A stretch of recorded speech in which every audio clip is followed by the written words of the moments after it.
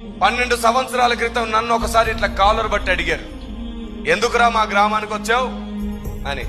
నేనన్నాను, మిమ్మల్ని ప్రేమించి మీకు దేవుని గురించి చెబుదామని వచ్చాను. మాకు బోళ్ళంతా తెలుసు దేవుని గురించి, నువ్వెవడికి దేవుని గురించి చెప్పడానికి?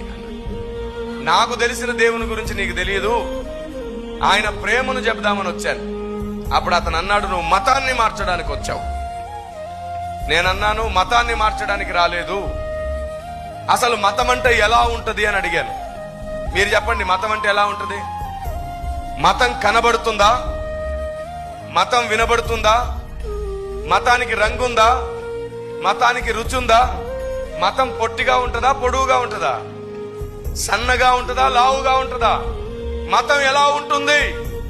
తెలియదు, కనబడదు, వినబడదు, రుచి లేదు, రంగు లేదు, సన్నగా ఉండదు, పొట్టిగా ఉండదు. అసలు మతం మనిషా, జంతువా? ఏమో తెలియదు. ఏం తెలియదు కానీ మతం మారిందని మాత్రం తెలుసు. అరే, మతం ఎందుకు మారుతుంది? నువ్వు దేవుణ్ణి నమ్ముతున్నావు కదా, అందుకే నీ మతం. ఈ దేవుణ్ణి విడిచిపెట్టి ఇంకో దేవుణ్ణి నమ్మావు, అందుకు నీ మతం మారింది అంటారు వాళ్ళు. నేను అడుగుతాను, దేవుడు అనేవానికి మతం ఉంటుందా? అందరు చెప్పాలా? దేవునికి మతం ఉంటుందా? దేవునికి కులం ఉంటుందా? మరి నేను దేవుని నమ్మితే మతం ఎందుకు మారుతుంది? ఆయనకు లేదు కదా. ఉందా దేవునికి మతం? కులం ఉందా? దేవునికి కులం ఉండదు, మతం ఉండదు. దేవుణ్ణి నమ్మితే మతం గారు మారేది, బ్రతుకు మారుతుంది.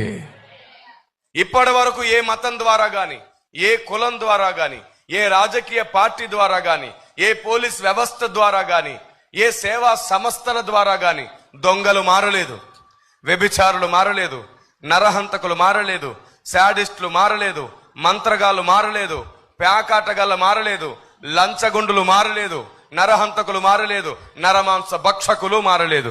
ఇదిగో ఈ గ్రంథాన్ని పట్టుకుని ఎందరో దొంగలు మారారు. బిగ్గరగా స్తుతిద్దాం దేవుణ్ణి. ఆమేన్. ఈ గ్రంథాన్ని పట్టుకుని ఎందరో వ్యభిచారులు మారారు, మాంత్రికులు మారారు, శాడిస్ట్ మొగుళ్ళు మారారు. ఈ గ్రంథాన్ని పట్టుకుని ఎందరో లంచగుండులు మారారు. బ్రతుకులను మార్చిన గ్రంథం ఇది, మతాన్ని మార్చిన గ్రంథం కాదు ఇది.